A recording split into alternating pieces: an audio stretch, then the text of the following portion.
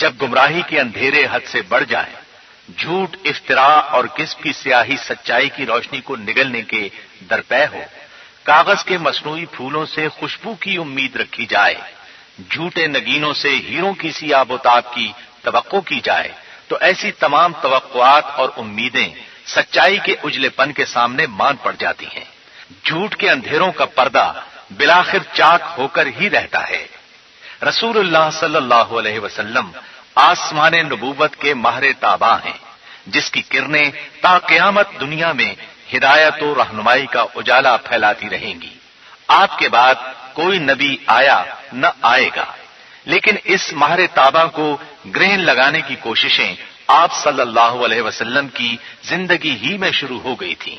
نبوت کے جھوٹے دعوے دار پیدا ہونے لگے۔ نبوت کے ان جھوٹے دعوے داروں میں ایک نام ایسا تھا جس نے اپنی جعلی نبوت کو سچ ثابت کرنے کے لیے جھوٹ کی انتہا کر دی تھی۔ ہزاروں کی تعداد میں لوگ اس کے جھوٹ کے سحر میں گرفتار ہوئے۔ نبوت کے تمام دعوے داروں میں سے اس نے اسلام کو سب سے زیادہ نقصان پہنچایا۔ یہ فتنہ حد سے بڑھا تو صدیق اکبر رضی اللہ عنہ نے مشکلات میں گھرے ہونے کے باوجود اس کے تدارک کے لیے لشکر تیار کیا۔ اس فتنے کے خاتمے کے لیے صحابہ کرام رضی اللہ عنہم نے اپنی جانیں لڑا دیں، قربانیوں اور بہادری کی ایسی داستانیں رقم کی کہ تاریخ کی آنکھیں حیرت سے کھلی کی کھلی رہ گئیں۔ اس جنگ میں بڑے خون ریز نشیب و فراز آئے، بالآخر فتح حق کی ہوئی۔ نبوت کا سب سے بڑا جھوٹا دعوے دار جہنم واصل ہوا۔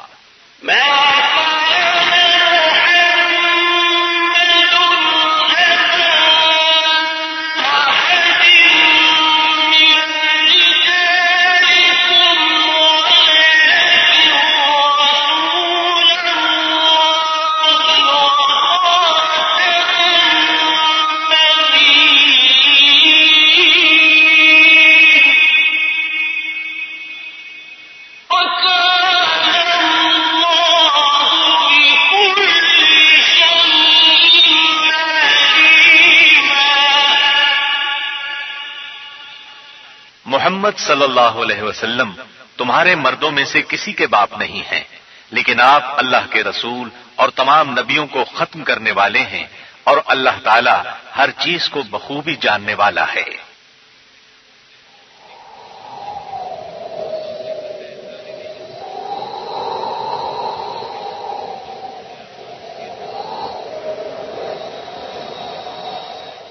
ہماری اس کہانی کا تعلق ہجرت کے 10ویں سال سے ہے، جب نبی اکرم صلی اللہ علیہ وسلم اپنا کام پورا فرما چکے تھے۔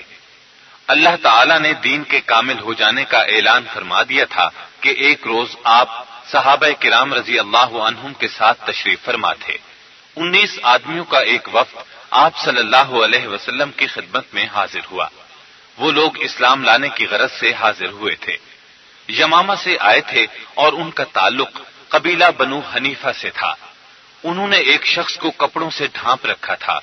ان لوگوں نے آپ صلی اللہ علیہ وسلم کی خدمت میں عرض کیا، اے اللہ کے رسول صلی اللہ علیہ وسلم، ہم آپ کی خدمت میں اسلام قبول کرنے کے لیے حاضر ہوئے ہیں۔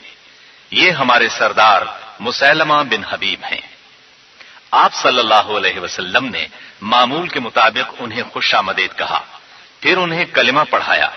اس وقت مسیلمہ نے آپ کے نزدیک ہو کر کہا، آپ مجھے اپنی نبوت میں شریک کر لیں اور مجھے اپنا جانشین مقرر فرما لیں۔ اللہ کے رسول صلی اللہ علیہ وسلم کی دست مبارک میں اس وقت کھجور کی ایک چھڑی تھی۔ آپ نے چھڑی کی طرف اشارہ کرتے ہوئے فرمایا، اگر تو مجھ سے یہ چھڑی مانگے تو میں تجھے یہ بھی نہیں دوں گا۔ مسیلمہ مایوس ہو کر پیچھے ہٹ آیا۔ پھر یہ لوگ آپ سے رخصت ہو کر یمامہ کی طرف روانہ ہو گئے۔ وہاں پہنچے تو یمامہ کے لوگ ان کے گرد جمع ہو گئے اور نبی اکرم صلی اللہ علیہ وسلم کے بارے میں پوچھنے لگے۔ مسیلمہ نے ان سے کہا، تم لوگوں کو یہ سن کر ضرور خوشی ہوگی کہ اللہ کے رسول صلی اللہ علیہ وسلم نے مجھے اپنی نبوت میں شریک کر لیا ہے۔ یہ اس کا سفید جھوٹ تھا۔ اس کے قبیلے کے لوگ یہ بات سن کر بہت خوش ہوئے، مسیلمہ کو احترام کی نظروں سے دیکھنے لگے۔ انہوں نے اسے مبارکباد دی۔ پھر تو یہ خبر جنگل کی آگ کی طرح پھیل گئی۔ لوگ بہت تیزی سے اس کے گرد جمع ہونے لگے۔ ادھر وہ پورا منصوبہ ترتیب دے چکا تھا۔ جب لوگ بڑی تعداد میں اس کے گرد جمع ہونے لگے تو ایک دن اس نے بھرے مجمع میں کہا، لوگو، اب تو مجھ پر وحی بھی نازل ہونے لگی ہے اور مجھے الہام بھی ہوتا ہے۔ یہ خبریں اللہ کے رسول صلی اللہ علیہ وسلم تک بھی پہنچی۔ آپ نے اس کے قبیلے کے ایک بڑے آدمی رجال کو بلایا، اس سے فرمایا، تم یمامہ جاؤ، مسیلمہ سے ملو، اسے سمجھاؤ کہ وہ یہ کیا کر رہا ہے۔ رجال یمامہ پہنچا۔ یہ خبر پہلے ہی لوگوں میں پھیل چکی تھی کہ اللہ کے رسول نے اسے بلایا ہے۔ اب لوگ منتظر تھے کہ رجال کیا پیغام لاتا ہے اور رسول اللہ صلی اللہ علیہ وسلم نے اسے کیوں بلایا ہے۔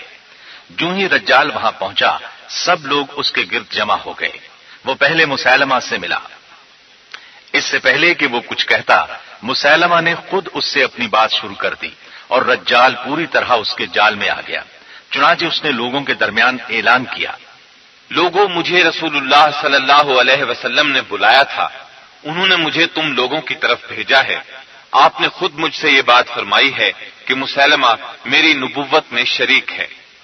جو ہی لوگوں نے رجال کے منہ سے یہ بات سنی، انہیں مسیلمہ کی نبوت کا اور زیادہ یقین ہو گیا، کیونکہ وہ سب جانتے تھے کہ نبی اکرم صلی اللہ علیہ وسلم نے اسے بلایا تھا۔ اب تو لوگ بہت تیزی سے مسیلمہ کا رخ کرنے لگے، اس کا دم بھرنے لگے۔ اس طرح اس کی نبوت کی دکان چمک اٹھی، لوگ آ آ کر اس کی نبوت کا اقرار کرنے لگے۔ مسیلمہ نے جب دیکھا کہ لوگ ہر طرف سے اس کی طرف عمدے چلے آ رہے ہیں تو اس کے دماغ میں یہ بات بیٹھ گئی کہ وہ واقعی نبی کریم صلی اللہ علیہ وسلم کی نبوت میں شریک ہے۔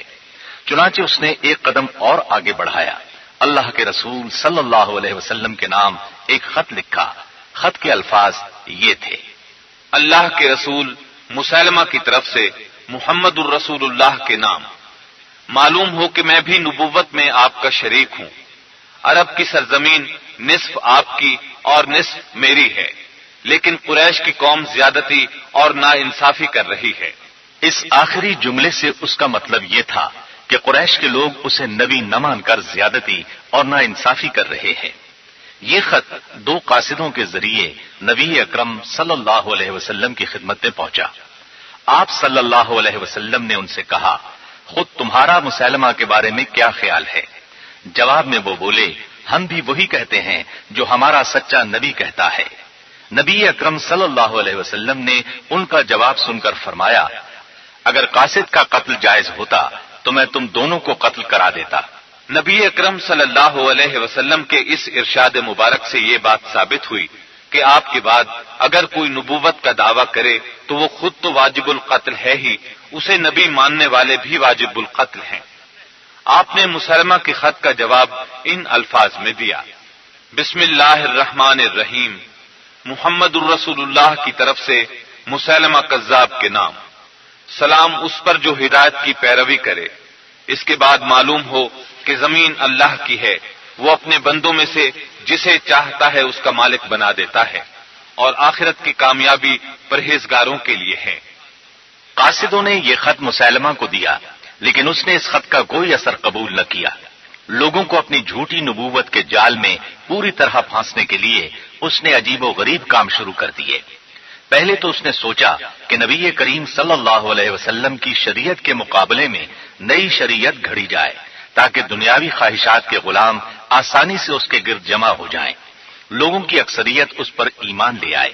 چنانچہ اس نے خوب سوچ سمجھ کر ایک نئی شریعت تیار کی، لوگوں کو جمع کیا اور بھرے مجمع میں اعلان کیا، آج سے شراب حلال ہے، زنا کی عام اجازت ہے، بغیر گواہوں کے نکاح جائز ہے، ختنہ کرانا حرام ہے، ماہ رمضان کے روزے معاف، رکھنے کی کوئی ضرورت نہیں، فجر اور عشاء کی نمازیں بھی معاف، بس 3 نمازیں پڑھا کرو، نماز پڑھتے وقت منہ قبلے کی طرف کرنا بھی ضروری نہیں، کسی طرف بھی منہ کر کے پڑھ سکتے ہیں، سنتیں ختم، ان کو پڑھنے کی کوئی ضرورت نہیں، صرف فرض پڑھا کرو۔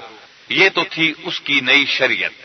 اس کے علاوہ اس نے وحی اور الہام وغیرہ بھی لوگوں کو سنانا شروع کر دیے۔ ایک دن اس نے کہا، لوگوں، مجھ پر آج وحی نازل ہوئی ہے اور وہ یہ ہے، والطاحنات طحنا والعاجنات عجنا والخابزات خبزا والثاردات ثردا واللاقمات لقما. قسم ہے ان عورتوں کی جو گیہوں پیسنے والی ہیں، آٹا گوندنے والی ہیں، اور پھر روٹی پکانے والی ہیں، اور سرید تیار کرنے والی ہیں، پھر اس سے لقمے بنانے والی ہیں۔ ایک روز اس کے ماننے والوں نے اس سے کہا، جناب فلاں کنویں کا پانی نیچے اتر گیا ہے، آپ اس میں اپنا لعاب ڈال دیں تاکہ پانی اوپر آ جائے۔ ان کی بات سن کر مسلمہ نے کنویں میں تھوک دیا۔ نتیجہ یہ نکلا کہ کنویں کا پانی نمکین ہو گیا، پینے کے قابل بھی نہ رہا۔ اس کا ایک پیروکار اپنے بچے کو اس کے پاس لایا۔ اس نے کہا، جناب اس کے سر پر ہاتھ پھیر دیجئے۔ مسلمہ نے ہاتھ پھیرا، وہ گنجا ہو گیا، اور ایسا گنجا ہوا کہ پھر ساری زندگی سر پر ایک بال بھی نہ اگا۔ اسی طرح ایک شخص اپنے 2 بچوں کو لیے اس کے پاس آیا۔ اس نے بچوں کے لیے دعا کرائی۔ جب وہ گھر گیا، دونوں میں سے ایک لڑکا کنویں میں گر کر ہلاک ہو گیا، دوسرے کو ایک درندے نے پھاڑ کھایا۔ اس کے ماننے والے ایک شخص کی آنکھوں میں تکلیف ہو گئی۔ وہ مسیلمہ کے پاس آیا، اپنی آنکھوں کی تکلیف کے بارے میں اسے بتایا۔ مسیلمہ نے اپنا ہاتھ اس کی دونوں آنکھوں پر پھیر دیا، فوراً اس کی دونوں آنکھیں بے نور ہو گئیں۔ دراصل مسلمہ اس قسم کی حرکات نبی اکرم صلی اللہ علیہ وسلم کی نقل میں کرتا تھا۔ اس نے یہی نہیں کیا، معجزات دکھانے کا چکر بھی چلایا۔ اس نے ایک انڈا لیا، اس کو تنگ منہ والی بوتل میں ڈال دیا، پھر اس کے بارے میں مشہور کر دیا، یہ انڈا آج ہی اس بوتل کے اندر بنا ہے۔ اب بوتل کا منہ چھوٹا تھا، انڈا بڑا، باہر سے انڈے کو بوتل میں ڈالا نہیں جا سکتا تھا، اور لوگوں کو انڈا بوتل میں نظر آ رہا تھا، لہذا وہ اس کے فریب کو مان گئے، اس کے دھوکے میں آ گئے۔ حالانکہ بات صرف اتنی ہے کہ انڈے کو اگر سرکے اور نوشادر کے محلول میں 24 گھنٹے رکھا جائے تو اس کا چھلکا نرم ہو جاتا ہے، اور بعد میں اس پر ٹھنڈا پانی ڈال دیا جائے تو پھر سخت ہو جاتا ہے۔ مسلمہ کی تیار کردہ شریعت میں چونکہ آسانیاں ہی آسانیاں تھیں، اس لیے لوگ اس کی طرف جھک گئے۔ شیطان نے انہیں اس کے جال میں پھنسنے پر مجبور کر دیا۔ یہ لوگ عقل گنوا بیٹھے، آنکھوں سے اس کی ناکامیاں دیکھ کر بھی اس کے جال سے نہ نکلے۔ ایک دن مسلمہ کے پاس ایک شخص آیا، اس نے کہا، جناب میرے باغات کی شادابی میں اضافے کی دعا کریں۔ اس نے دعا کر دی۔ باغات کا مالک اس کی دعا کا اثر دیکھنے کے لیے وہاں گیا تو وہ سوکھ چکے تھے۔ ایک شخص اپنی بکری اس کے پاس لایا۔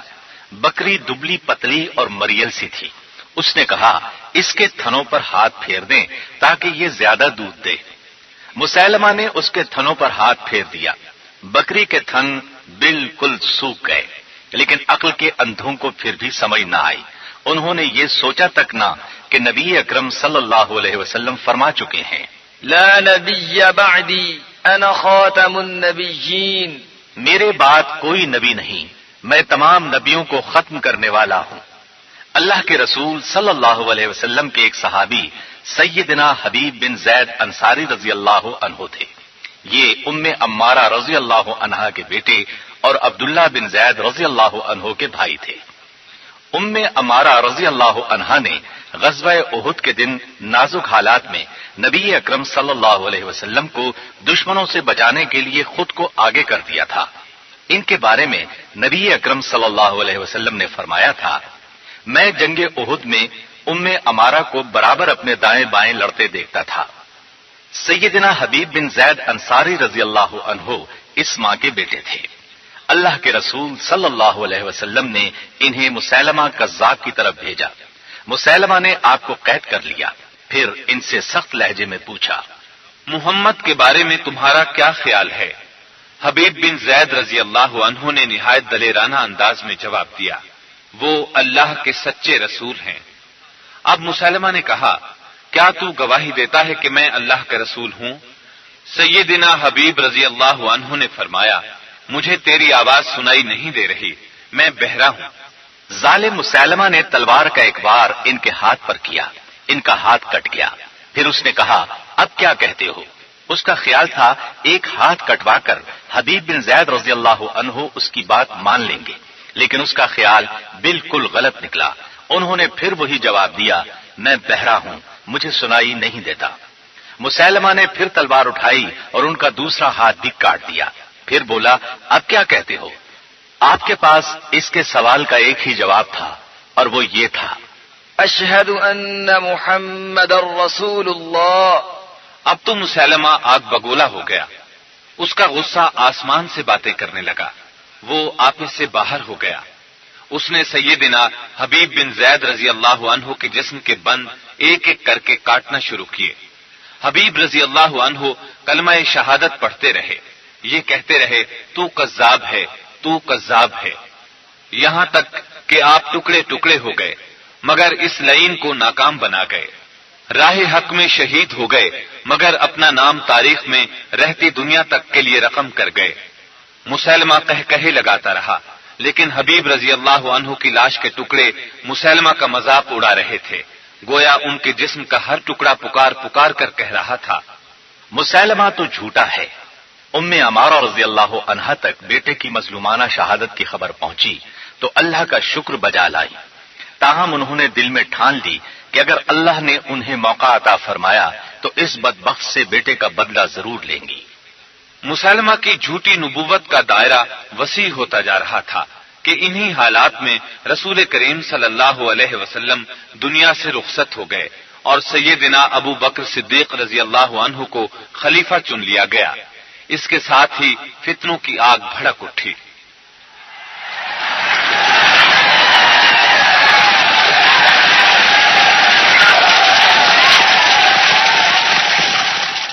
فتنہ بپا کرنے والوں میں سے کچھ نے کہا، ہم زکوٰۃ نہیں دیں گے، باقی دین پر عمل کریں گے۔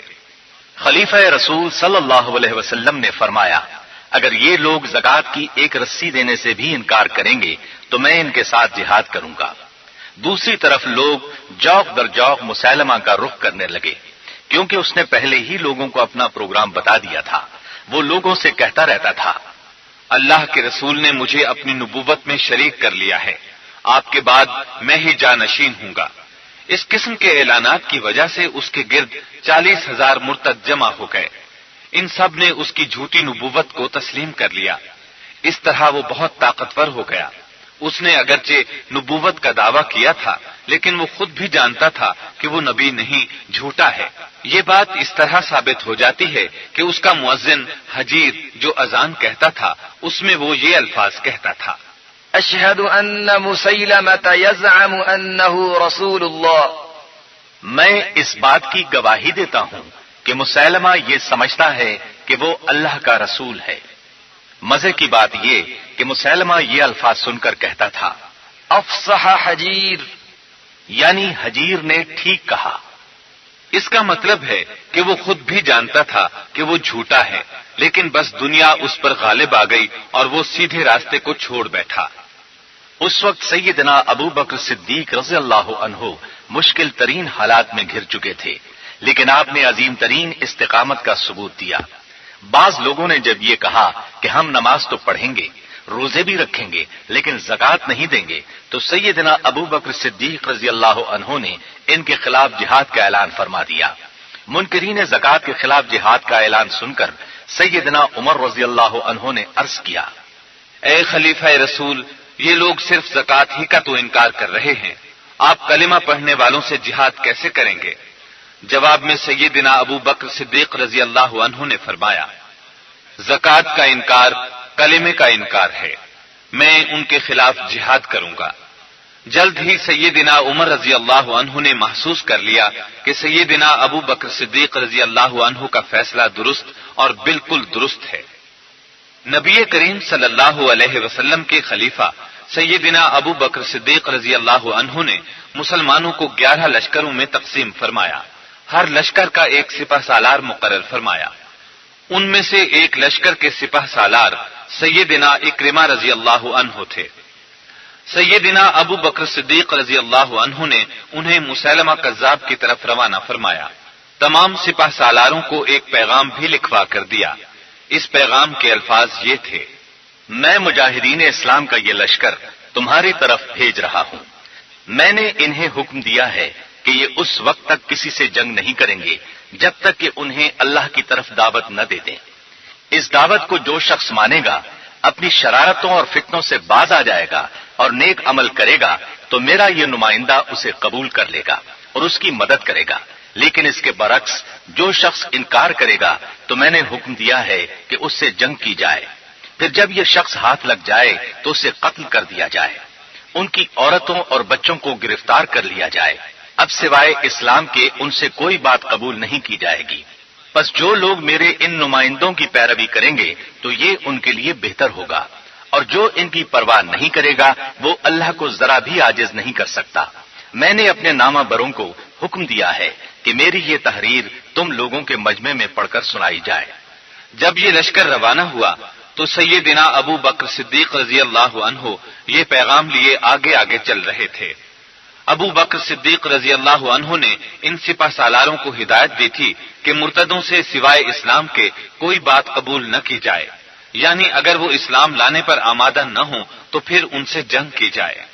ان 11 لشکروں میں سے ایک لشکر کے سپہ سالار سیدنا خالد بن ولید رضی اللہ عنہ تھے۔ زبان رسالت سے انہیں سیف اللہ یعنی اللہ کی تلوار کا خطاب مل چکا تھا۔ سیدنا ابو بکر صدیق رضی اللہ عنہ نے انہیں رخصت کرتے وقت فرمایا، تم قبیلہ بنو طے کی طرف سے ابتدا کرو، پھر بزاخہ کا رخ کرنا، یہاں سے فارغ ہو جاؤ تو بطاح کی طرف پیش قدمی کرنا، اور میں حکم دیتا ہوں کہ جب تم اس مہم سے فارغ ہو جاؤ تو اسی جگہ ٹھہر کر میرے حکم کا انتظار کرنا، جب تک میرا حکم نہ پہنچ جائے وہیں ٹھہرنا۔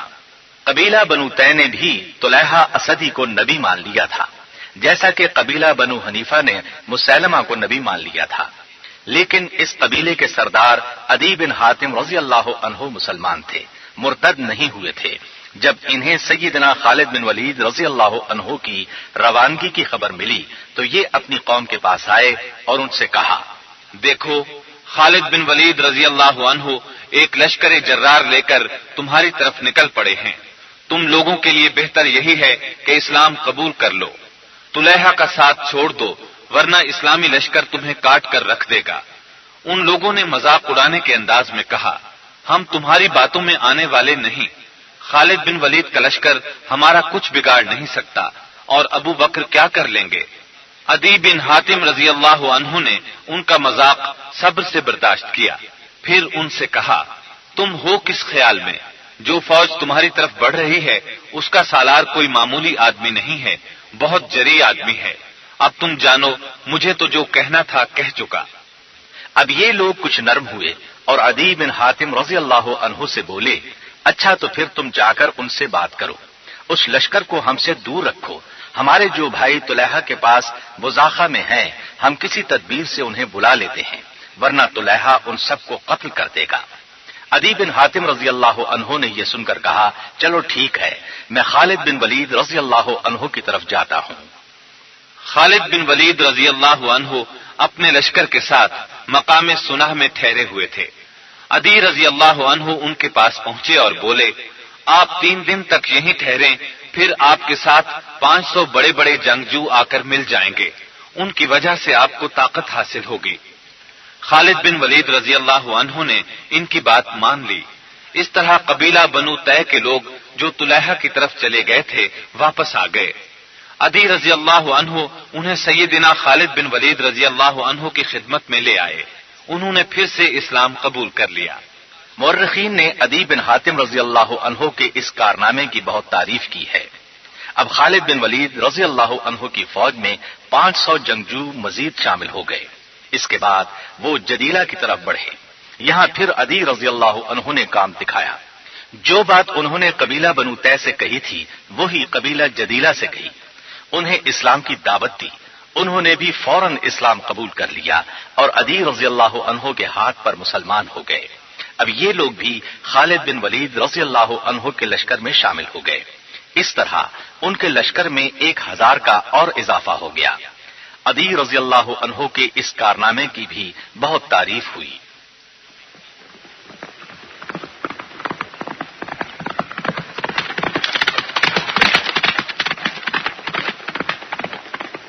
اب خالد بن ولید رضی اللہ عنہ بزاخہ کی طرف بڑھے۔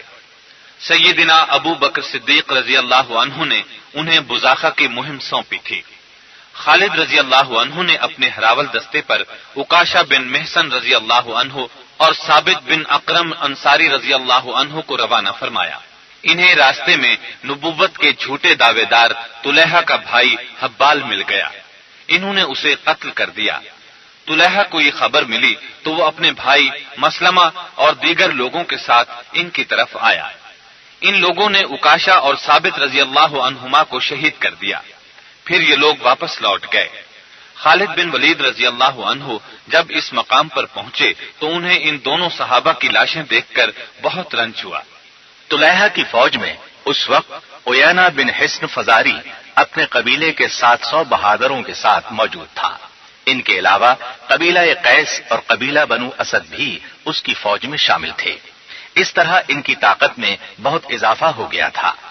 عیینہ کو اپنے بہادروں پر بہت ناز تھا۔ اسلامی لشکر ان کی طرف بڑھا، نہایت گھمسان کی لڑائی ہوئی۔ خالد بن ولید رضی اللہ عنہ جنگی مہارت کام میں لائے اور انہوں نے دشمن کا منہ پھیر کر رکھ دیا۔ عیینہ کے بہادر بھی بدحواس ہو گئے۔ طلحہ اس وقت اپنے خیمے میں تھا۔ خیمہ بالوں کا بنا ہوا تھا، اس کے جسم پر اس وقت ایک چادر تھی۔ عیینہ کو جب اپنی فوج کے پاؤں اکھڑتے نظر آئے تو وہ دوڑ کر خیمے تک آیا اور طلحہ سے بولا، کوئی وحی آئی؟ طلحہ نے انکار میں سر ہلا دیا۔ جلد ہی وہ پھر آ گیا اور بولا، کوئی وحی آئی؟ طلحہ نے پھر انکار میں سر ہلا دیا۔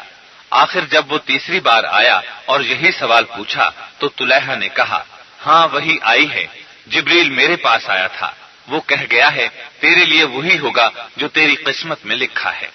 عیینہ یہ سن کر جل بھن گیا اور پکار اٹھا، لوگو یہ شخص جھوٹا ہے، طلحہ جھوٹا ہے، میں تو میدان جنگ سے جاتا ہوں۔ ان الفاظ کے ساتھ ہی اس کی فوج میں بھگدڑ مچ گئی۔ مسلمانوں نے ان کا تعاقب کیا اور بہت سو کو قتل کر ڈالا، بہت سے گرفتار ہوئے اور کچھ اسی وقت مسلمان ہو گئے۔ طلحہ اپنی بیوی کے گھوڑے پر سوار ہو کر شام کی طرف بھاگ گیا۔ عیینہ گرفتار ہوا، اسے خالد بن ولید رضی اللہ عنہ کے سامنے پیش کیا گیا۔ انہوں نے اسے سیدنا صدیق اکبر رضی اللہ عنہ کی خدمت میں بھیج دیا۔ آپ نے اس سے فرمایا، تمہارے حق میں بہتر یہی ہے کہ اسلام قبول کر لو۔ چنانچہ عیینہ نے توبہ کر لی اور دوبارہ اسلام قبول کر لیا۔ طلحہ شام میں جا چھپا۔ جب تمام قبائل مسلمان ہو گئے اور خود اس کا قبیلہ بھی مسلمان ہو گیا تو یہ سیدنا عمر فاروق رضی اللہ عنہ کے دور میں ان کے سامنے پیش ہوا اور اسلام لے آیا۔ اس طرح بزاخہ کا تمام علاقہ مرتدوں سے پاک ہو گیا۔ خالد بن ولید رضی اللہ عنہ کو سیدنا ابو بکر صدیق رضی اللہ عنہ کی ہدایت تھی کہ اپنی مہم سے فارغ ہو کر دوسرے حکم کا انتظار کریں۔ چنانچہ یہ وہاں ٹھہر کر حکم کا انتظار کرنے لگے۔ بنو تمیم کے کچھ قبیلے رسول اللہ صلی اللہ علیہ وسلم کے زمانے میں مسلمان ہو گئے تھے۔ آپ نے انہی کی قوم میں سے کچھ عامل مقرر فرما دیے۔ یہ عامل زکوٰۃ وصول کیا کرتے تھے۔ جب نبی اکرم صلی اللہ علیہ وسلم وفات پا گئے تو ان عاملوں میں سے قیس بن عاصم اسلام سے پھر گیا اور اس نے اعلان کر دیا، ہمارے پاس جو زکوٰۃ جمع ہے وہ ہم مدینے نہیں بھیجیں گے۔ ان میں سے ایک عامل کا نام مالک بن نویرہ تھا، اس نے بھی قیس بن عاصم کا ساتھ دیا۔ البتہ ایک عامل صفوان بن صفوان مسلمان رہا، اس بنا پر دوسرے عامل اس سے جھگڑ پڑے۔ ابھی قیس اور صفوان میں جنگ ہو رہی تھی کہ ایک اور فتنہ نمودار ہوا۔ اس فتنے کا نام سجاہ تھا۔ یہ عورت عراق کے علاقے الجزیرہ کی رہنے والی تھی۔ جب اس نے رسول اللہ صلی اللہ علیہ وسلم کی وفات کی خبر سنی تو اسے بھی نبوت کی سوچی، چنانچہ یہ وہاں سے روانہ ہوئی۔ اس نبوت کی دعوے دار کو بھی عقل سے پیدل بہت سے لوگوں نے قبول کر لیا اور اس کے گرد جمع ہو گئے۔ یہ بنو تغلب کے سردار حذیل بن عمران، بنو تیم کے سردار عقبہ بن ہلال اور بنو شیبان کے سردار سلیل بن قیس تھے۔ اس طرح سجاہ کے پاس 4000 کا لشکر جمع ہو گیا۔ اب یہ مدینہ منورہ پر حملہ کی غرض سے آگے بڑھی۔ ادھر مالک بن نویرہ جو زکوٰۃ کا انکار کر بیٹھا تھا، اس نے سجاہ کے بارے میں سنا تو اس سے ملاقات کے لیے گیا اور اسے مشورہ دیا کہ وہ مدینے پر حملے سے پہلے بنو تمیم پر حملہ کرے۔ سجاہ نے مالک بن نویرہ کا مشورہ مان لیا اور بنو تمیم پر حملہ آور ہوئی۔ مقابلہ ہوا، دونوں طرف کے آدمی قتل ہوئے، کچھ قیدی بنا لیے گئے۔ پھر بنو تمیم کے ہاتھوں سجاہ کو شکست ہوئی، لیکن آخر ان کے درمیان صلح ہو گئی۔ اب سجاہ مالک بن نویرہ کو ساتھ لے کر آگے بڑھی۔ مالک بن نویرہ کے ساتھ بنو تمیم کا ایک اور سردار وقی بن مالک بھی تھا، لیکن یہ دونوں راستے ہی سے واپس آ گئے۔ سجاہ نے اپنے ماننے والوں کو حکم دیا، 5 وقت کی نماز ادا کرو، سور کا گوشت کھاؤ، شراب پینا جائز ہے اور زنا بھی جائز ہے۔ اس کی باتوں کو سن کر بہت سے عیسائی بھی اپنا مذہب چھوڑ کر اس کی جماعت میں شامل ہو گئے۔ سجاہ بنو تمیم کی بستیوں سے آگے بڑھی تو اسے بتایا گیا خالد بن ولید رضی اللہ عنہ کا لشکر اس کے راستے میں موجود ہے۔ دوسری طرف اسے اطلاع ملی مسیلمہ کذاب کے ساتھ بھی ایک بڑا لشکر موجود ہے۔ اب وہ فکر مند ہوئی کہ کہیں مسیلمہ بھی اس سے مقابلے پر نہ اتر آئے۔ ادھر مسیلمہ کو سجاہ کے بارے میں پتا چلا تو وہ بھی پریشان ہو گیا۔ اسے بتایا گیا کہ سجاہ کے ساتھ بھی ایک بڑا لشکر ہے۔ تیسری طرف سیدنا ابو بکر صدیق رضی اللہ عنہ نے 11 لشکروں میں سے سیدنا اکرمہ رضی اللہ عنہ کا لشکر مسیلمہ سے مقابلے کے لیے روانہ فرمایا تھا، اور ان کے پیچھے سیدنا شرحبیل رضی اللہ عنہ کا لشکر ان کی مدد کے لیے روانہ فرمایا تھا۔ سیدنا ابو بکر صدیق رضی اللہ عنہ نے ہدایت فرمائی تھی کہ وہ مسیلمہ سے اس وقت تک جنگ شروع نہ کریں جب تک کہ شرحبیل ان تک نہ پہنچ جائیں۔ ان دونوں لشکروں کی روانگی کی اطلاعات بھی ان لوگوں کو مل چکی تھیں۔ ان حالات میں مسیلمہ نے سجاہ کو خط لکھا، تمہارا ارادہ کیا ہے؟ کس لیے اس طرف آئی ہو؟ جواب میں اس نے لکھا، میں مدینہ منورہ پر حملہ کرنا چاہتی ہوں۔ میں نبی ہوں اور میں نے سنا ہے کہ آپ بھی نبی ہیں، لہذا مناسب یہ ہے کہ ہم دونوں مل کر مدینے پر حملہ آور ہوں۔ مسیلمہ نے فوراً اسے پیغام بھیجا، جب تک محمد صلی اللہ علیہ وسلم زندہ تھے اس وقت تک تو میں نے آدھا ملک ان کے لیے چھوڑ دیا تھا، اب ان کے بعد تمام ملک میرا ہے، لیکن چونکہ تم بھی نبوت کی دعویدار ہو اس لیے میں آدھی نبوت تمہیں دے دوں گا۔ بہتر یہ ہے کہ اپنے لشکر کو وہیں چھوڑ کر تنہا میرے پاس آ جاؤ تاکہ نبوت کی تقسیم اور مدینے پر حملے کے معاملات طے پا جائیں۔ سجاہ کو جوں ہی یہ پیغام ملا وہ مسیلمہ کی طرف روانہ ہو گئی۔ مسیلمہ نے اس کا استقبال اس طرح کیا کہ اپنے قلعے کے سامنے ایک خیمہ نصب کرایا، سجاہ کو اس کے دروازے پر اتارا، پھر دونوں خیمے میں چلے گئے۔ دونوں کے درمیان بات چیت ہوئی۔ اس بات چیت کے نتیجے میں سجاہ نے مسیلمہ سے کہا، میں آپ کو نبی مانتی ہوں۔ اس کے بعد دونوں نے نکاح کر لیا۔ نکاح کے بعد سجاہ 3 دن تک مسیلمہ کے پاس رہی، پھر وہاں سے رخصت ہو کر اپنے لشکر میں آئی۔ لشکر نے اس سے پوچھا، نکاح کا مہر کہاں ہے؟ بغیر مہر کے تو نے یہ کیسا نکاح کیا ہے؟ وہ ان کے سوال کا جواب نہ دے سکی۔ پھر مسیلمہ کے پاس آئی اور اس سے پوچھا، میرا مہر کیا ہے؟ مسیلمہ نے اس کی بات کے جواب میں کہا، میں نے تیرے مہر میں تیری قوم کے لیے 2 نمازیں یعنی عشاء اور فجر معاف کر دی ہیں۔ سجاہ پھر اپنے لشکر میں آ گئی۔ ایسے میں سیدنا خالد بن ولید رضی اللہ عنہ کا لشکر اس کے سامنے آ گیا۔ اس لشکر کو دیکھ کر اس کے ساتھی بھاگ کھڑے ہوئے۔ سجاہ نے بھی بھاگ کر جان بچائی اور وہاں سے فرار ہو کر جزیرے کے مقام پر چلی گئی اور وہیں گمنامی کی زندگی بسر کرنے لگی۔ کہا جاتا ہے سیدنا امیر معاویہ رضی اللہ عنہ کے دور میں اس نے اسلام قبول کر لیا تھا اور اس کی وفات اسلام کی حالت میں ہوئی تھی۔ بہرحال اس مقام سے فرار ہونے کے بعد باقی زندگی اس نے گمنامی ہی میں گزاری۔ سجاہ کے فرار کے بعد سیدنا خالد بن ولید رضی اللہ عنہ بنو تمیم کے علاقے کی طرف بڑھے، کیونکہ ان لوگوں نے بھی اسلام سے کنارہ کر لیا تھا، جیسا کہ اس سے پہلے مالک بن نویرہ، قیس بن عاصم اور وقی بن مالک کا ذکر آ چکا ہے۔ سجاہ کے فرار کے بعد ان لوگوں کو عقل آ گئی کہ وہ کہاں بھٹک رہے ہیں، چنانچہ وقی بن مالک اور چند دوسرے لوگ اپنی اپنی زکات لے کر خالد بن ولید رضی اللہ عنہ کی خدمت میں حاضر ہوئے اور اسلام قبول کرنے کا اعلان کیا۔ تاہم مالک بن نویرہ پھر بھی حاضر نہ ہوا، اس لیے اس نے اپنے تمام ساتھیوں کو ادھر ادھر نکل جانے کا مشورہ دیا۔ اس طرح جب خالد بن ولید رضی اللہ عنہ وہاں پہنچے تو میدان صاف تھا۔ آپ نے مسلمانوں کی چند ٹولیاں ادھر ادھر روانہ کی اور انہیں تاکید کی، جو لوگ ملیں انہیں اسلام کی دعوت دو، اذان کہو، اگر جواب میں اذان کی آواز سنائی دے تو انہیں کچھ نہ کہو، یعنی ان کی طرف سے اذان اس بات کا اعلان ہوگا کہ وہ مسلمان ہیں، لیکن جو ایسا نہ کریں انہیں سزا دی جائے۔ ان ٹولیوں میں سے ایک ٹولی مالک بن نویرہ اور چند دوسرے لوگوں کو گرفتار کر کے لے آئی۔ اس ٹولی میں ابو قتادہ رضی اللہ عنہ بھی تھے۔ انہوں نے گواہی دی کہ ان لوگوں نے اذان کے جواب میں اذان کہی تھی اور نماز بھی پڑھی تھی، جبکہ دوسرے لوگوں نے کہا ان لوگوں نے اذان کا جواب اذان سے نہیں دیا تھا۔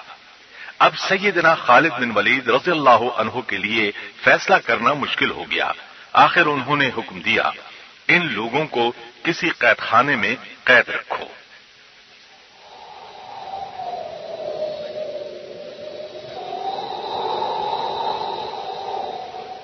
وہ رات بہت سرد تھی۔ سیدنا خالد بن ولید رضی اللہ عنہ کو قیدیوں کا خیال آیا کہ وہ سردی محسوس کر رہے ہوں گے، لہذا آپ نے آواز لگائی قیدیوں کو گرم کرو۔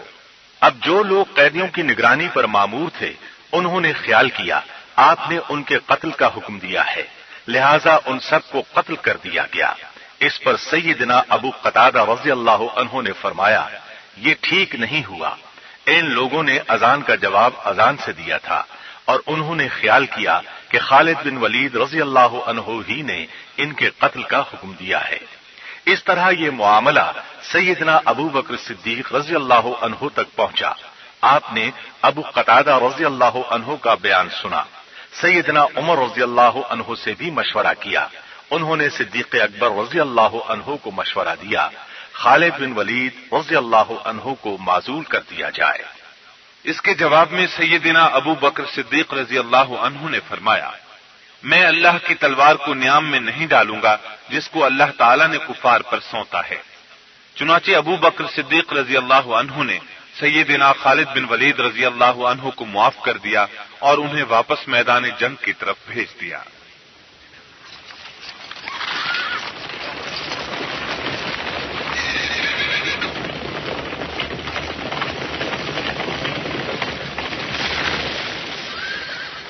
سیدنا صدیق اکبر رضی اللہ عنہ نے 11 لشکروں میں سے سیدنا اکرمہ رضی اللہ عنہ کے لشکر کو یمامہ کی طرف روانہ کیا تھا۔ آپ نے انہیں ہدایت دی تھی کہ مسلمہ کے مقابلے میں پہنچ کر جنگ شروع نہ کریں بلکہ شرحبیل رضی اللہ عنہ کے لشکر کے آنے کا انتظار کریں۔ اس مقام پر اکرمہ رضی اللہ عنہ نے جلد بازی سے کام لیا۔ انہوں نے شرحبیل رضی اللہ عنہ کا انتظار نہ کیا اور جاتے ہی مسیلمہ کے خلاف جنگ شروع کر دی۔ مسیلمہ کے گرد اس وقت تک 40,000 سے زائد جنگجو جمع ہو چکے تھے، جبکہ سیدنا اکرمہ رضی اللہ عنہ کے پاس فوج بہت تھوڑی تھی، لہذا مسیلمہ کی فوج کا مسلمانوں پر زبردست دباؤ پڑا اور اکرمہ رضی اللہ عنہ کو پسپاں ہونا پڑا۔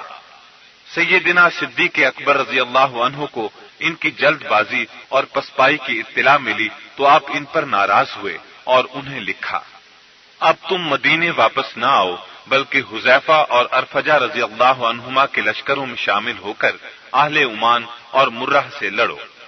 دوسری طرف آپ نے شرحبیل بن حسنہ رضی اللہ عنہ کو لکھا تم خالد بن ولید رضی اللہ عنہ کے لشکر کا انتظار کرو، خالد بن ولید رضی اللہ عنہ تم تک پہنچیں تو ان کے لشکر میں شامل ہو جانا۔ اس کے بعد ابو بکر صدیق رضی اللہ عنہ نے سیدنا خالد بن ولید رضی اللہ عنہ کو طلب فرمایا۔ خالد بن ولید رضی اللہ عنہ اس وقت مالک بن نویرہ کے قتل کے سلسلے میں اپنی صفائی دینے کے لیے مدینہ منورہ آئے ہوئے تھے۔ وہ ابو بکر صدیق رضی اللہ عنہ کی خدمت میں حاضر ہوئے تو آپ نے فرمایا میں تمہیں مہاجرین اور انصار کے لشکر کے ساتھ مسیلمہ کی طرف روانہ کرتا ہوں۔ جب تم ان تک پہنچو تو پہلے انہیں اسلام کی دعوت دینا، وہ اسلام قبول نہ کریں تو پھر ان سے لڑنا۔ غزوہ بدر کے بعد یمامہ کی جنگ سب سے بڑی جنگ تھی۔ باطل پوری طاقت سے مقابلے پر آیا تھا، اس لیے سیدنا ابو بکر صدیق نے صرف خالد بن ولید رضی اللہ عنہ کو بھیجنا کافی خیال نہ کیا بلکہ ان کے ساتھ بڑے بڑے اور نامور صحابہ کرام رضی اللہ عنہم کو بھی روانہ فرمایا۔ ان میں قرآن کے حافظ اور قاری بھی تھے۔ مہاجرین کے دستے کا سردار ابو حذیفہ رضی اللہ عنہ اور سیدنا عمر بن خطاب رضی اللہ عنہ کے بھائی سیدنا زید بن خطاب رضی اللہ عنہ کو مقرر فرمایا۔ انصار کے دستے پر ثابت بن قیس رضی اللہ عنہ اور براء بن مالک رضی اللہ عنہ کو مقرر فرمایا۔ شرحبیل بن حسنہ رضی اللہ عنہ کو مقدمے کا سالار مقرر فرمایا۔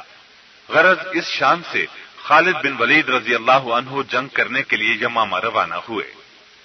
ابو بکر صدیق رضی اللہ عنہ نے اس موقع پر ایک احتیاط اور کی۔ انہوں نے سوچا کہیں اس لشکر پر پیچھے سے کوئی حملہ نہ کر دے، اس لیے ایک دستہ سیدنا سلیط رضی اللہ عنہ کی سربراہی میں ان کے پیچھے روانہ فرمایا۔ سیدنا خالد بن ولید رضی اللہ عنہ یمامہ سے ابھی ایک رات کے فاصلے پر تھے کہ انہیں مسیلمہ کا ایک دستہ ملا۔ اس دستے کا سردار مجاع بن مرارہ تھا۔ یہ بنو حنیفہ کے باعزت لوگوں میں شمار ہوتا تھا۔ یہ دستہ بنو عامر اور بنو تمیم پر شب خون مار کر آ رہا تھا۔ خالد بن ولید رضی اللہ عنہ کے حکم سے اس دستے کے تمام آدمیوں کو قتل کر دیا گیا، صرف مجاع کو گرفتار کیا گیا۔ لشکر یہاں سے آگے بڑھا اور اقربا کے مقام پر پہنچا۔ یہیں مسیلمہ اپنا لشکر لیے موجود تھا۔ اس کے ساتھ 40,000 جنگجو تھے، جبکہ خالد بن ولید رضی اللہ عنہ کی فوج کل 13,000 کے قریب تھی۔ بعض مورخین نے مسیلمہ کی فوج کی تعداد 60,000 بھی لکھی ہے۔ دوسرے دن خالد بن ولید رضی اللہ عنہ نے اپنے لشکر کی صف بندی کی۔ آپ نے دائیں بازو پر زید بن خطاب رضی اللہ عنہ کو سالار مقرر فرمایا۔ جنگی اصطلاح میں فوج کے دائیں بازو کو میمنہ کہا جاتا ہے اور بائیں کو میسرہ۔ میسرہ پر آپ نے ابو حذیفہ رضی اللہ عنہ کو مقرر فرمایا۔ خود درمیان میں کھڑے ہوئے، اپنے ساتھ بھی ایک دستہ رکھا۔ مسیلمہ نے اپنے لشکر کی صف بندی اس طرح کی، اس نے میمنہ پر محکم بن طفیل کو اور میسرہ پر رجال کو مقرر کیا۔ یہ بنو حنیفہ کا رجال وہی شخص تھا جو نبی کریم صلی اللہ علیہ وسلم کی خدمت میں حاضر ہوا تھا۔ آپ نے اس سے فرمایا تھا جا کر مسیلمہ کو سمجھائے۔ یہ مسیلمہ کے پاس پہنچا تو بجائے اسے سمجھانے کے الٹا اس کی نبوت کا اعلان کرنے لگا اور کہنے لگا، میں رسول اللہ صلی اللہ علیہ وسلم کی خدمت میں حاضر ہوا تھا۔ آپ نے مجھ سے فرمایا ہے کہ مسیلمہ کو میرے ساتھ نبوت میں شریک کر لیا گیا ہے۔ مطلب یہ کہ اس کی بات سن کر لوگوں نے بڑی تعداد میں مسیلمہ کو نبی مان لیا۔ مورخین نے لکھا ہے رجال کا فتنہ بہت بڑا فتنہ تھا، بلکہ بعض نے تو لکھا ہے رجال کا فتنہ مسیلمہ کے فتنے سے بھی بڑا تھا، کیونکہ مسیلمہ کی اس قدر کامیابی میں اس کا بڑا ہاتھ تھا۔ اس کے بارے میں اللہ کے رسول صلی اللہ علیہ وسلم پیش گوئی فرما چکے تھے۔ وہ پیش گوئی اس طرح ہے۔ ابو ہریرہ رضی اللہ عنہ روایت کرتے ہیں کہ میں ایک روز نبی کریم صلی اللہ علیہ وسلم کے پاس بیٹھا تھا۔ آپ کے پاس ایک جماعت بیٹھی تھی۔ اس جماعت میں رجال بن انفوا بھی تھا۔ اس وقت آپ فرما رہے تھے، تم میں ایک آدمی ایسا ہے کہ اس کی ڈاڑھ احد پہاڑ سے بھی بڑی ہے اور وہ آگ میں ہوگی۔ پس اس جماعت میں سے سب لوگ مر گئے، میں اور رجال باقی رہ گئے ہیں۔ میں اس بات سے خوف زدہ تھا کہ ہم دونوں میں سے وہ پیش گوئی کس کے بارے میں ہے، یہاں تک کہ رجال مسیلمہ کے پاس چلا گیا، اس نے اسے نبی مان لیا۔ مطلب یہ کہ رجال کا فتنہ مسیلمہ سے بڑا اسی لیے تھا کہ اس نے اس کی جھوٹی نبوت کو چمکا دیا۔ اب دونوں لشکر آمنے سامنے تیار کھڑے تھے۔ ان لمحات میں خالد بن ولید رضی اللہ عنہ نے سیدنا ابو بکر صدیق رضی اللہ عنہ کی وصیت کے مطابق ان لوگوں کو مخاطب کیا۔ ان کی آواز گونجنے لگی، اے لوگو، میں تمہیں اسلام کی دعوت دیتا ہوں۔ محمد صلی اللہ علیہ وسلم اللہ کے آخری رسول ہیں، آپ کے بعد کسی کو نبوت نہیں ملے گی۔ آپ فرما چکے ہیں میرے بعد کوئی نبی نہیں، لہذا تم کیوں گمراہی میں جا پڑے؟ اب بھی وقت ہے، توبہ کر لو، پھر سے اسلام کے حلقے میں آ جاؤ، ورنہ پھر ہمارے اور تمہارے درمیان تلوار چلے گی۔ اس تقریر کے جواب میں مسیلمہ نے ان سے تو کچھ نہ کہا، البتہ اپنی فوج کا رخ کرتے ہوئے بولا، اے لوگو، آج کا دن غیرت کا دن ہے۔ اگر تم آج شکست کھا گئے تو تمہاری عورتوں کو لونڈیاں بنا دیا جائے گا، بغیر نکاح کے انہیں گھروں میں رکھا جائے گا، اس لیے تم اپنے حسب نسب کے لیے لڑو، اپنی عورتوں کو بچاؤ، آج اپنی بہادری کی دھاک بٹھا دو۔ ادھر اسلامی لشکر میں بھی بے پناہ جوش موجیں مار رہا تھا۔ مہاجرین کا جھنڈا سالم مولا ابو حذیفہ رضی اللہ عنہ کے ہاتھ میں تھا۔ کسی نے ان سے کہا، اے سالم، اگر آپ شہید ہو گئے تو قرآن کا ایک حامل جاتا رہے گا۔ یہ سن کر سالم نے فرمایا، اگر میں اس بات کا خیال تک دل میں لاؤں تو مجھ سے برا حامل قرآن کوئی نہیں ہوگا۔ ایسے میں رجال اپنی صفوں سے اکڑتا ہوا نکلا۔ یہ وہی شخص تھا جس نے زور شور سے مسیلمہ کی نبوت کا اعلان کیا تھا اور کہا تھا کہ رسول اللہ صلی اللہ علیہ وسلم نے مسیلمہ کو اپنی نبوت میں شریک کیا ہے۔ اس کی وجہ سے بڑی تعداد میں لوگوں نے مسیلمہ کو نبی مان لیا تھا۔ یہ اور بات ہے کہ اس کے ارد گرد جتنے لوگ موجود تھے وہ سب کے سب اسے نبی نہیں مانتے تھے۔ بہت سے ایسے بھی تھے جو اسے بالکل جھوٹا خیال کرتے تھے، لیکن اس کے باوجود اس کے جھنڈے کے نیچے جمع تھے۔ وہ کہتے تھے، مسلمہ بنو حنیفہ کا ہے، ہم بھی بنو حنیفہ کے ہیں، اس لیے ہماری خواہش ہے کہ وہ کامیاب ہو۔ ہم جانتے ہیں مسلمہ جھوٹا ہے، اس کے باوجود ہمیں یہ جھوٹا نبی سچے نبی سے زیادہ عزیز ہے۔ رجال بن انفوا نے صفوں سے نکل کر دونوں لشکروں کے درمیان جگہ میں آ کر للکارا، کوئی ہے جس میں مجھ سے مقابلہ کرنے کی ہمت ہو؟ اس کی دعوت مبارزت کے جواب میں اسلامی لشکر سے زید بن خطاب رضی اللہ عنہ نکلے۔ یہ زید بن خطاب رضی اللہ عنہ سیدنا عمر بن خطاب رضی اللہ عنہ کے سگے بھائی تھے، عمر میں ان سے بڑے تھے۔ اسلام بھی سیدنا عمر رضی اللہ عنہ سے پہلے لائے تھے۔ انہوں نے مہاجرین کے پہلے قافلے کے ساتھ ہجرت کی تھی۔ رسول اللہ صلی اللہ علیہ وسلم نے انہیں معن بن عدی اجلانی رضی اللہ عنہ کا بھائی بنایا تھا۔ ہجرت کے بعد انہوں نے غزوہ بدر میں شرکت کی، اس طرح بدری صحابی بنے۔ پھر غزوہ احد میں شریک ہوئے۔ اس قدر بہادر اور دلیر تھے کہ زرہ نہیں پہنتے تھے۔ شجاعت گویا ان میں کوٹ کوٹ کر بھری تھی۔ احد کی لڑائی میں جب زرہ کے بغیر جانے لگے تو سیدنا عمر رضی اللہ عنہ نے زرہ پہنا دی۔ آخر بڑے بھائی تھے۔ سیدنا عمر رضی اللہ عنہ کو ان سے بہت محبت تھی۔ یہ جب میدان احد میں پہنچے تو زرہ بوجھ لگنے لگی، بس تھوڑی دیر بعد ہی اتار دی۔ اب ننگا سینہ تان کر دشمنوں کا مقابلہ کرنے لگے۔ سیدنا عمر رضی اللہ عنہ نے زرہ کے بغیر دیکھا تو پوچھا، زرہ کیوں اتار دی؟ جواب دیا، عمر، تمہاری طرح مجھے بھی شہادت کا شوق ہے۔ غزوہ احد میں بہادری کے جوہر دکھانے کے بعد صلح حدیبیہ میں شریک ہوئے۔ جب نبی کریم صلی اللہ علیہ وسلم نے موت کی بیعت کے لیے پکارا تو فوراً آگے بڑھائے۔ غزوہ خندق اور غزوہ حنین میں بھی برابر شریک ہوئے۔ حجۃ الوداع کے موقع پر بھی آپ کے ساتھ تھے۔ اس موقع پر نبی کریم صلی اللہ علیہ وسلم نے ان سے فرمایا تھا، جو تم خود کھاؤ اور پہنو، اپنے غلاموں کو بھی وہی کھلاؤ اور پہناؤ۔ اگر وہ کوئی جرم کریں اور تم ان کا جرم معاف نہ کر سکو تو انہیں فروخت کر دو۔ اب یہی زید بن خطاب رضی اللہ عنہ رجال کے مقابلے پر آئے تھے۔ دونوں آمنے سامنے آ گئے۔ سیدنا زید بن خطاب رضی اللہ عنہ نے آتے ہی تلوار کا وار کیا۔ اس نے وار کو روکنے کے لیے ڈھال آگے کر دی۔ ان کی تلوار اس کی ڈھال پر اس طرح پڑی کہ رجال بری طرح لڑکھڑا گیا، تاہم سنبھل گیا اور تلوار کا وار ان پر کیا۔ انہوں نے اس کا وار اپنی تلوار پر روکا اور ڈھال اس کے منہ پر دے ماری، لیکن اس نے اپنی ڈھال آگے کر دی۔ دونوں ڈھالیں آپس میں ٹکرائیں۔ اسی وقت سیدنا زید نے اپنی تلوار اس کی تلوار پر سے ہٹائی اور اس کے پیٹ میں گھونپ دی۔ وہ تیورا کر گرا۔ اسلامی لشکر کی طرف سے آوازیں ابھریں، اللہ اکبر، اللہ اکبر۔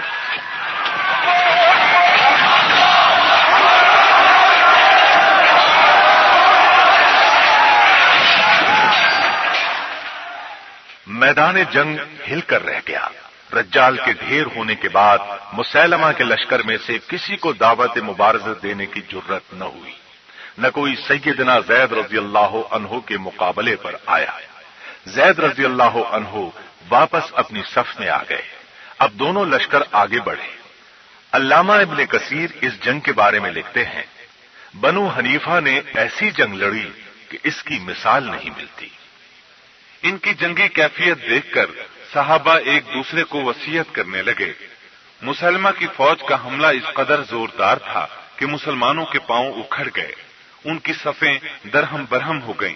وہ اس قدر پیچھے ہٹے کہ مسلمہ کا لشکر خالد بن ولید رضی اللہ عنہ کے خیمے تک پہنچ گیا۔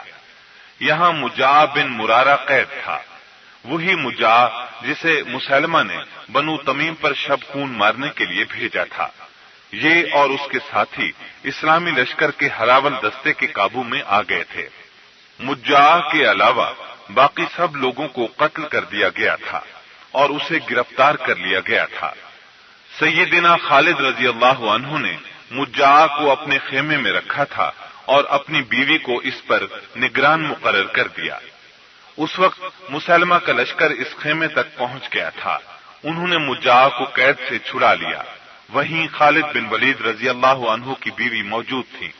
یہ لوگ انہیں قتل کرنے لگے، لیکن مجاع نے انہیں روک دیا۔ اس نے کہا، اسے قتل نہ کرو، اگر مسلمانوں کو فتح ہو گئی تو پھر تمہاری عورتوں کی بھی خیر نہیں۔ مجاع کے کہنے سے وہ رک گئے۔ اس وقت مسلمہ کے لشکر کا حوصلہ بہت بڑھ چکا تھا، اپنی بھاری تعداد کی وجہ سے بھی وہ بہت پرجوش تھے۔ یہ صورتحال دیکھ کر صحابہ کرام رضی اللہ عنہم نے ایک دوسرے کو پکارا اور جوش دلایا۔ زید بن خطاب رضی اللہ عنہ نے انہیں مخاطب کر کے فرمایا، مسلمانوں، میں نے مسلمہ کے سردار دجال کو قتل کیا ہے، اب یا تو اس جھوٹے نبی کو قتل کروں گا یا اپنی جان دے دوں گا۔ یہ کہتے ہی وہ دشمنوں پر ٹوٹ پڑے اور ان گنت مرتدوں کو مارتے کاٹتے آگے بڑھتے چلے گئے، یہاں تک کہ دشمنوں کی صفوں میں دور تک چلے گئے اور چاروں طرف سے ان کے نرغے میں آ گئے۔ اب ان پر چاروں طرف سے تلواریں برسنے لگیں۔ اس حالت میں وہ کمال جواں مردی سے اپنی تلوار چلا رہے تھے۔ وہ ان کے وار روکتے رہے اور خود ان پر وار کر کے انہیں قتل کرتے رہے۔ ان کے ٹکڑے اڑتے رہے۔ مسلمہ کا بھی ہر آدمی اپنی جان قربان کرنے پر تل گیا۔ انہوں نے بھی پوری طرح انہیں گھیر لیا تھا۔ ادھر یہ اس قدر جاں بازی سے لڑ رہے تھے، ادھر ثابت بن قیس رضی اللہ عنہ پکارے، اے مسلمانوں، آخر تم کیا کرو گے؟ اللہ کو کیا منہ دکھاؤ گے؟ یہ کہا، منہ آسمان کی طرف اٹھایا اور بولے، اے اللہ، جن مسلمانوں نے پسپائی دکھائی ہے میں ان سے بری ہوں۔ یہ کہا اور دشمنوں پر ٹوٹ پڑے۔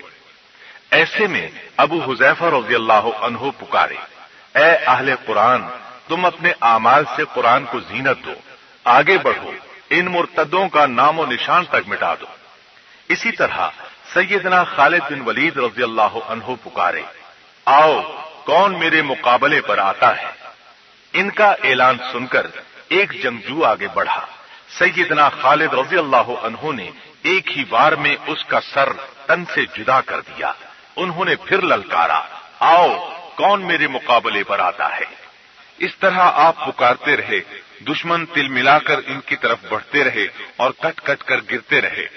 انہوں نے دشمن پر اس غضب کا حملہ کیا کہ اس کا منہ پھیر کر رکھ دیا۔ دشمن جو برابر آگے بڑھا چلا آ رہا تھا اور جسے اپنی فتح کا یقین ہو چلا تھا، اب اسے پسپا ہونا پڑ گیا۔ لیکن پسپائی کے بعد دشمن ایک بار پھر سنبھل گیا، اس نے اپنے پاؤں پھر جما لیے، جنگ اور تیز ہو گئی۔ اس وقت صورتحال کچھ ایسی ہو گئی تھی کہ مسلمانوں کے تمام دستے آپس میں مل گئے تھے اور سب مل کر جنگ کر رہے تھے۔ ان حالات میں سیدنا خالد بن ولید رضی اللہ عنہ نے انہیں حکم دیا، تمام دستے الگ الگ ہو جائیں۔ سیدنا خالد بن ولید رضی اللہ عنہ کے اس حکم پر چند مجاہدین عمل نہ کر سکے۔ وہ لڑتے ہوئے دشمن کی صف میں بہت دور چلے گئے تھے اور ان کے لیے واپسی کا خیال تک ممکن نہیں تھا۔ ان میں سے ایک تو زید بن خطاب رضی اللہ عنہ ہی تھے۔ دشمن انہیں اس حد تک گھیرے میں لے چکے تھے کہ گھیرے سے نکلنا ان کے لیے ممکن نہیں تھا۔ یہ بے جگری سے لڑتے رہے یہاں تک کہ آخرکار زخموں کی تاب نہ لا کر شہادت کا جام پی گئے۔ سیدنا عمر بن خطاب رضی اللہ عنہ کو اپنے بھائی زید سے بہت محبت تھی۔ آپ کو ان کی شہادت کی خبر ملی تو نہایت غمزدہ ہوئے۔ پھر زندگی میں جب بھی کوئی صدمہ پیش آتا تھا تو آپ کہا کرتے تھے، سب سے بڑا صدمہ تو میں نے زید کا اٹھایا اور صبر کیا، یعنی یہ تو اتنا بڑا صدمہ ہے بھی نہیں۔ آپ اکثر کہا کرتے تھے، باد صبا سے زید کی خوشبو آتی ہے، اس سے ان کی یاد تازہ ہو جاتی ہے۔ آپ یہ بھی فرمایا کرتے تھے، میرے بھائی زید مجھ سے 2 نیکیوں میں آگے بڑھ گئے، مجھ سے پہلے اسلام لائے اور مجھ سے پہلے جام شہادت نوش کیا۔ سیدنا زید رضی اللہ عنہ کی 2 بیویاں تھیں، ان دونوں سے 2 بچے تھے۔ آپ بہت سی احادیث کے راوی بھی ہیں۔